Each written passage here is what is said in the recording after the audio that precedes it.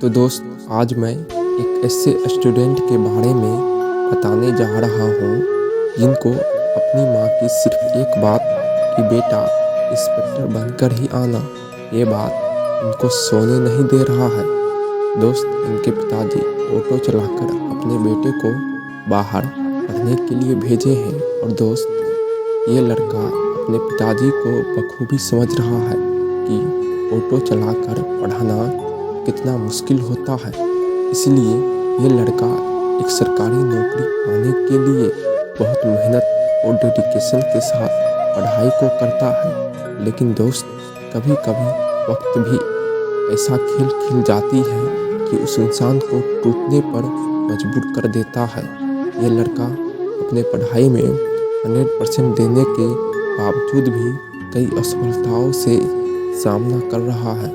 और दोस्त, ये लड़का इतनी असफलताओं को देख चुका है कि इसका अब मेहनत पर से भरोसा टूटने लगा है। जब किसी स्टूडेंट को उसके मेहनत का फल नहीं मिलता है ना दोस्त, उस स्टूडेंट को मेहनत पर से भरोसा टूटने लगता है और वो खुद को कमज़ोर समझने लगता है। वो मन ही मन कहने लगता है कि पापा, मुझसे लगता है कि मैं अब आपके सपने को पूरा नहीं कर पाऊँगा। माँ, आपका जो इंस्पेक्टर बनने का जो सपना है ना, वो लगता है कि पूरा नहीं हो पाएगा। पापा, मैं बहुत मेहनत करता हूँ पर पता नहीं कभी प्री निकलता है तो कभी मेंस नहीं, और कभी मेंस निकलता है तो डिस्क्रिप्टिव नहीं, और कभी कभी नॉर्मलाइजेशन भी ऐसा खेल खेल जाता है कि वह हमारे सपने को 1 सेकंड में नस्ते नाबूद कर देता है। पापा, मैं क्या करूँ, मुझे कुछ समझ में नहीं आ रहा है। और एक वैकेंसी को कंप्लीट करने में हमारी गवर्नमेंट को 3 साल लग जाते हैं। ये सरकार स्टूडेंट के दर्द को कभी समझ नहीं पाते हैं। पापा, आपको लगता होगा कि हम यहाँ पढ़ाई नहीं करते हैं, लेकिन पापा, मैं आपको कैसे बताऊँ कि मैं पढ़ाई को लेकर इतना सीरियस हूँ कि मुझे सिर्फ 24 घंटे पढ़ाई ही पढ़ाई नज़र आता है। और माँ, मैं झूठ बोलता था कि हम खाना 2 टाइम का बना लेते थे, लेकिन रियल तो यह है कि सुबह का खाना शाम में भी खा लेते थे ताकि पढ़ाई के लिए 2 घंटा एक्स्ट्रा टाइम मिल सके।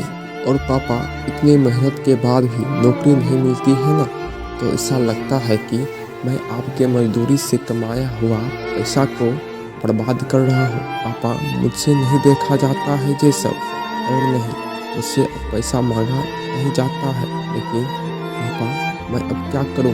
जब भी ऐसा सोचता हूं तो आपकी दी हुई हर महीने की मजदूरी याद आ जाती है।